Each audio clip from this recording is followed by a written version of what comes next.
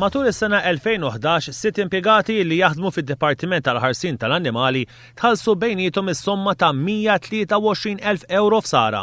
Dan jammonta għal madwar 20,500 euro kull wieħed, kważi 6,000 euro iktar bil-paga li għandhom. Dawn l-impjegati għandhom paga fi skala 14 b'salarju ta' 14,800 euro fis-sena. Is-sara allegatament kienet approvata minn Jennis Ketkuti, ex-kandidata tal-Partit Nazzjonalista u li dak iż-żmien kienet responsabbli mit-tmexxija tad-Dipartiment għall-Ħarsien tal-Annimali.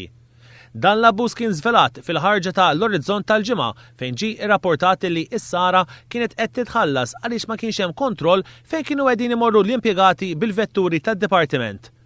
L-Orizzont jirrapporta li ħafna mis-sejħiet għall-għajnuna kienu jisiru wara it-3:30 ta' wara nofsinhar, il-ħin illi tibda s-sara.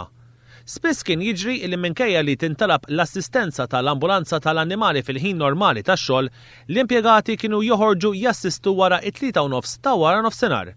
Is-Segretarju Parlamentari Rodri Galdes ġie informatu se jkun qiegħed jinvestiga dawn l-abbużi.